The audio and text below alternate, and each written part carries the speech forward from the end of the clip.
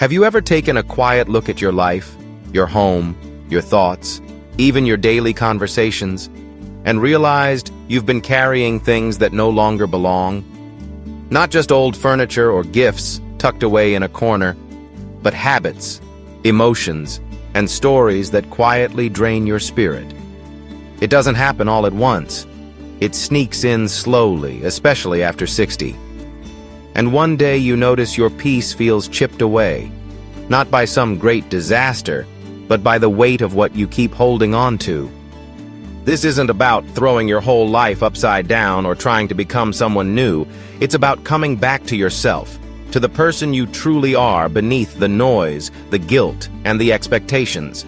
And that begins with gently laying aside what no longer serves you. Letting go, piece by piece, creates space. Space for lightness, freedom, and joy to return. If these words resonate with you, follow the path further. Like, share, and subscribe. You never know. The next story might be the key you've been waiting for. Let's begin with one of the sneakiest burdens of all, the habit of constant complaining. On the surface, it doesn't seem like a big deal. Isn't it natural to mention how your back aches in the morning, or how the weather makes your knees feel stiff again? Those words can feel like simple observations, but the truth is deeper. Complaining doesn't just describe what's wrong, it begins to define how we see the world. And the more energy we give to what's hurting, the less space we leave for what's healing. I think of Margaret, a woman I met years ago in Tennessee. She had lost her husband, and her grief was real. Every time we spoke, she would sigh and say, "It just doesn't mean anything anymore." At first, her words were an honest reflection of her pain, but over time, that sentence became her daily soundtrack. It didn't ease her sorrow, it carved it in deeper. Friends stopped calling, her grown children felt helpless, and she couldn't understand why her days felt so unbearably heavy even when nothing new was going wrong. The danger with complaining is that it often masquerades as release, but in reality, it slowly locks us into a role, the role of someone powerless, stuck, and small. And that's not who you are. You have lived through decades of love, loss, resilience, and triumphs. That strength is still inside you. So instead of repeating, "I'm tired of feeling like this," try saying, "Today I will do one thing that lifts me." It's a small change in language, but it places the power back in your hands. Now let's look at another quiet thief of joy. Conversations that revolve entirely around sickness, medications, and diagnoses. We've all been there. A group gathers, someone mentions their blood pressure, and within minutes everyone is comparing prescriptions like they're keeping score. It's such an easy loop to fall into. After all, health is an enormous part of aging. But when the only stories we tell are about what's going wrong in our bodies, we start to believe that pain is all that remains for us. It doesn't have to be that way. Talking about health is not the problem. The problem is when it becomes the entire story, leaving no room for anything else. I met Carl in Arizona, an older gentleman active at his community center. He told me something that stuck with me ever since. "I don't ignore my arthritis, but I don't hand it the microphone either." That's wisdom. That's perspective. Because when we choose to give airtime to small joys, like a grandchild's artwork, a beautiful book, or the way the trees change colors with the season, we invite hope back into the room. And hope, at any age, is fuel for the soul. So here's a practice you can try. Next time you notice a conversation circling endlessly around symptoms, side effects, and doctor visits, gently redirect it. Ask someone about their favorite childhood memory, or ask, "What made you smile this week?" You'd be surprised how many people are waiting for permission to talk about something light, something meaningful. That shift does more than change the subject. It changes the energy in the room. It reminds you, and everyone else, that life is still filled with simple pleasures, stories worth sharing, and reasons to laugh. And when you create those shifts, you don't just lift yourself, you lift the people around you too. Because in the end, joy isn't found in ignoring reality. It's found in balancing it, acknowledging what's hard, but refusing to let it take center stage. And when you live that way, each day feels lighter, freer, and far more worth living. If these words touched your heart and sparked inspiration within you, leave a 3 in the comments to let it shine. If they did not, leave a 0 in quiet honesty. Every thought you share is a gift. Thank you for giving us a moment of your precious time. There's another burden that often cuts deeper than we realize: the habit of comparing your life to someone else's. It sneaks up quietly. Maybe you notice your neighbor heading off on yet another vacation. Maybe an old college friend is posting cruise photos on Facebook. Or maybe your cousin is bragging about their flawless garden that seems to bloom without effort. And suddenly, almost without thinking, you wonder, did I miss something? Did I fall behind? But here's the truth. Every life you see has layers you don't. Behind every postcard perfect photo is a stack of private struggles. Behind every cheerful story is a chapter nobody shares. What you're looking at is never the whole picture. And your journey, yes, your unique journey, is not less valuable simply because it looks different on the surface. Linda from Ohio once shared her perspective with me. She said, "I used to feel ashamed because my daughter doesn't visit often, while my friend's family is always around. But then I reminded myself, I spent years helping my daughter through recovery, and now she's healthy, building her own life. That independence, that strength, is something I helped make possible." For Linda, shifting her focus from comparison to gratitude changed everything. Your life is not a competition. It's a tapestry, woven from threads of triumph, hardship, love, and growth. The stitches that seem messy right now may one day reveal themselves as the most meaningful part of the entire pattern. So instead of looking sideways at what others have, take a moment to look backward at what you've overcome. Give yourself credit.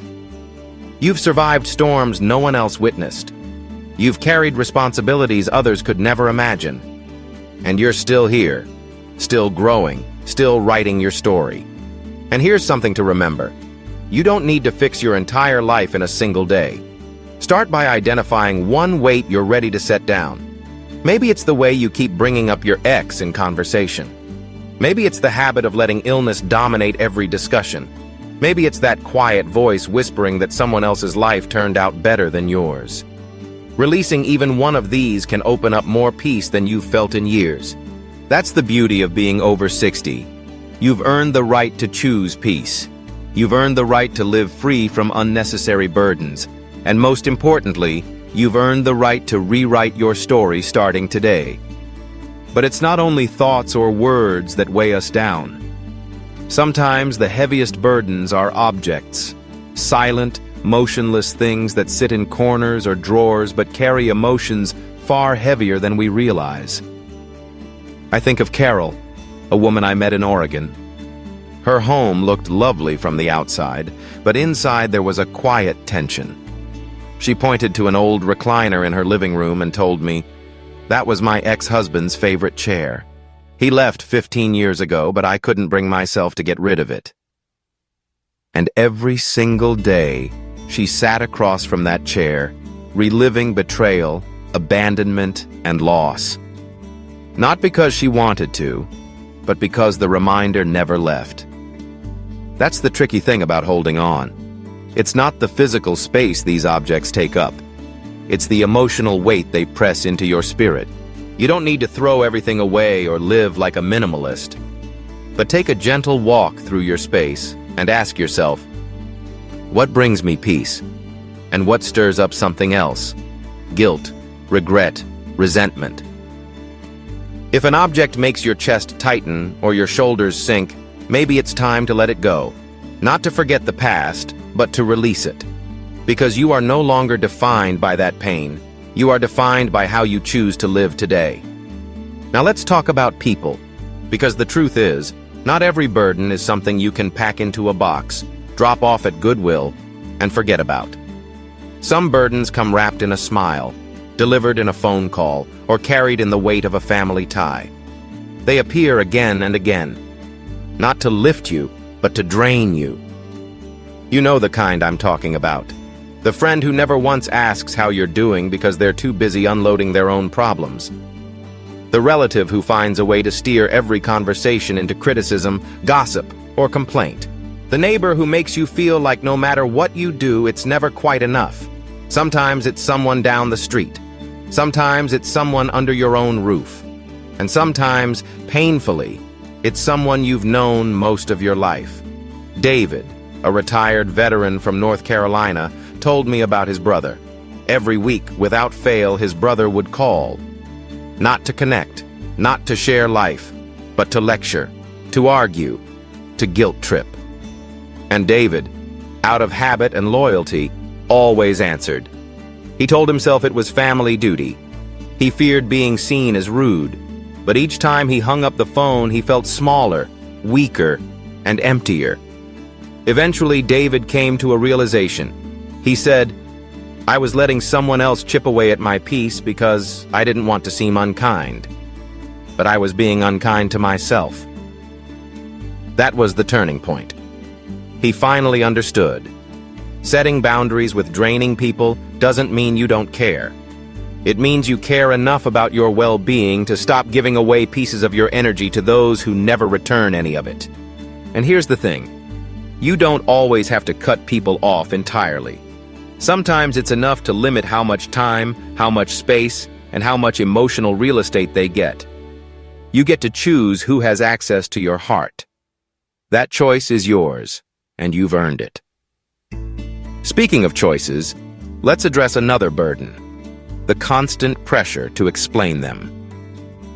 Somewhere along the way, especially if you've spent decades taking care of others, it begins to feel like your decisions need to be approved by a committee. You cancel lunch plans and immediately blurt out, "Sorry, I've had a headache all morning." You skip a family gathering and rush to explain, "It's not personal, I'm just tired." You buy yourself something nice and instantly follow it up with, "It was on sale." But let me ask you this. Who convinced you that your peace requires permission? Who told you that your joy needs justification? Susan, from California, once admitted to me that she had gotten so used to apologizing for resting that even when she sat down with a cup of tea, she felt guilty, as though she should be folding laundry or answering emails. That guilt, she realized, was leftover baggage from years of putting everyone else first, of earning rest instead of embracing it. Here's the truth. You've done enough. You've given enough. And you've earned the right to make choices simply because they feel right for you. You don't need a reason to rest. You don't need to defend your peace. And you certainly don't owe anyone a detailed explanation for how you spend your time. The moment you stop justifying every step, you start walking lighter. The world feels calmer when you stop asking for permission to feel calm. And that's the beauty of this stage in life. You don't need to prove anything anymore. You only need to protect the peace you've worked so hard to create. But there's another burden, a quieter one, but just as heavy. It's the voice that sometimes sneaks in when you least expect it. It doesn't shout. It whispers, "You're too old to change." Maybe you've heard it when you thought about trying a new hobby, moving to a different city, or signing up for a class. It pretends it's protecting you from disappointment. But really, it's fear dressed up in familiar clothing. After retirement, or once the rhythm of daily work slows down, it's easy to believe the best chapters are behind you. But that idea, that it's too late to start again, is one of the most dangerous burdens you can carry. Because it doesn't just limit what you do, it limits what you allow yourself to dream. I remember Earl, a former truck driver from Kansas. For years, he told himself, "I'd love to learn guitar, but it's too late. My fingers are stiff. My memory isn't what it used to be." One day, almost on a whim, he bought a second-hand guitar. He gave himself just 5 minutes a day to practice. At first, the chords felt impossible, but week by week, something shifted. Soon, he was strumming old country songs he had loved for decades. He never became famous, never played to crowds, but he came alive. His smile returned. He slept better. And his children told him, "Dad sounds like himself again." That's what change does. It reminds you that you are still in motion, that you are not here simply to watch life go by, but to participate in it. Whether it's painting, dancing, learning a new language, or even just rearranging your furniture, every small act of change whispers to your soul, "I'm still here. I still matter." Now I want to talk about something that can be even heavier to carry than fear, something that ages you more than any number on a birthday cake ever could: resentment. It rarely arrives all at once. It begins as something small, a careless comment that cut too deep, a promise broken without explanation, a moment of betrayal that never received an apology. Instead of healing, the wound settles in. It becomes quiet but sharp, like a splinter under the skin. You tell yourself you've moved on, but then that person's name is mentioned, or a memory drifts back unexpectedly, and it all comes rushing in. Your body tenses. Your chest tightens. Your peace begins to crumble. Patricia, a woman from Michigan, once shared with me, "I still carry what my sister said to me 15 years ago. She probably has no idea, but I do. I feel it every time I try to relax. It creeps in, like an unwanted guest." The truth is, holding on to resentment is like clutching a hot coal in your bare hands, hoping it will burn the other person, but it never does. It only burns you again and again. Resentment doesn't punish them. It poisons you. Forgiveness is the release valve. And let's be clear, forgiveness does not mean what they did was okay. It doesn't mean you have to forget, or trust them again, or invite them back into your life. Forgiveness means you are tired of letting that memory own you. It means your peace matters more than your pride. It means you have finally chosen freedom over the weight of a grudge. One simple practice can help. Write a letter to the person or to the moment that hurt you. Say everything you never said out loud. Pour the truth onto the page, then fold it up and tuck it away, or burn it. Let the act itself be your turning point. Not for them, for you. Because no cream, no supplement, no medication will restore your youth the way releasing an old weight can. Letting go brings back lightness in your face, softness in your spirit, and years of vitality you thought you had lost. And now, let me address another truth that weighs on so many people in their 60s and 70s. It's rarely spoken aloud, but it's felt deeply every day. The belief that you still have to earn your peace, that you can only rest once everything is done, that you must explain your quiet, defend your joy, or justify your decisions so no one mistakes you for being selfish. But here's the truth: you don't. Betty, a grandmother from South Carolina, told me this story. "I told my daughter I wouldn't be watching the grandkids this weekend, and then I spent 20 minutes explaining why. She wasn't even upset, but I felt like I had to prove I wasn't being lazy." That habit of apologizing for choosing calm is something many of us have carried for decades. We've lived entire lives putting everyone else first, filling every space of time with productivity, and treating rest as something we had to earn. But now, it's time to let that go. Your peace does not require approval. Your rest does not need to be justified. Your joy does not need to be defended. It doesn't need to be earned. It only needs to be protected. You have lived through decades of doing for others. Now you have both the right and the responsibility to do for yourself. To create space that is quiet, nourishing, and true. And you don't have to feel guilty about it. In fact, living this way is a gift to those around you. Because when you live in peace, you radiate calm. You lead by example. You show your children and grandchildren what healthy boundaries look like. You remind them that a joyful elder isn't someone who always says yes, but someone who knows when to say no. So the next time someone questions your silence, your rest, or your decisions, just smile. Let your presence speak louder than any explanation. And remember, your peace is sacred. You don't owe it to anyone. You don't have to trade it for approval. You simply get to live it, boldly, gently, and fully.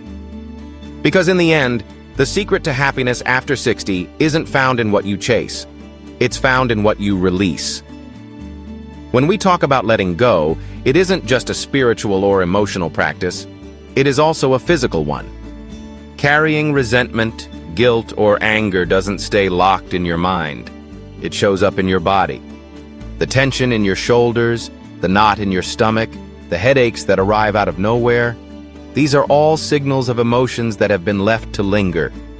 Over time, unhealed bitterness can even raise blood pressure, disrupt your sleep, and strain your heart. You may not connect the dots at first, but your body always keeps the score. This is why learning to release old grudges is more than a matter of peace of mind. It is a form of medicine. Science shows that forgiveness reduces stress hormones and even strengthens the immune system. When you practice letting go, you are not only unburdening your soul, you are protecting your memory, your heart, and your overall vitality.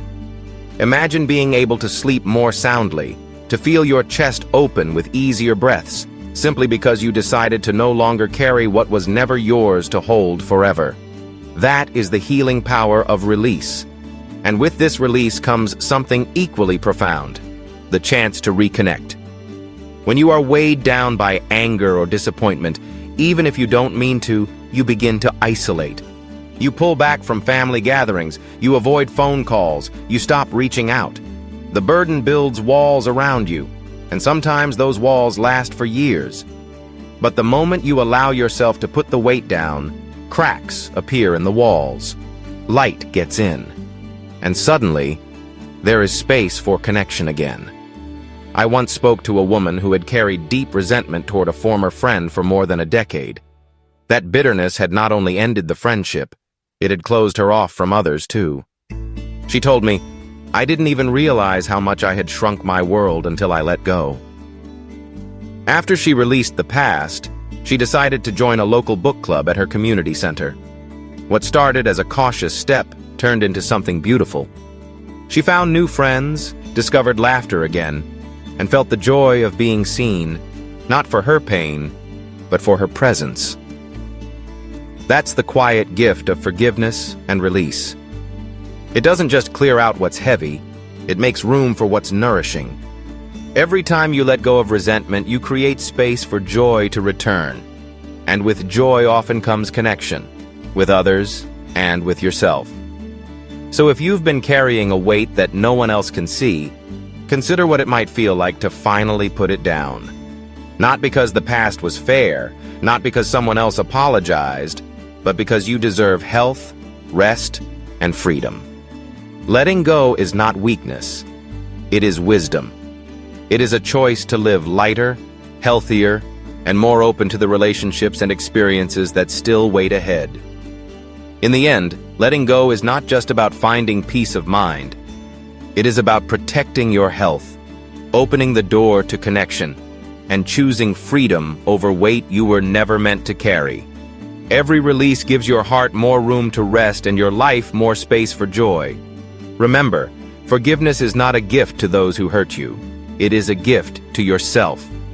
If this message spoke to you, please like this video, share it with someone who needs encouragement, and subscribe for more insights to guide your journey toward a lighter, freer life.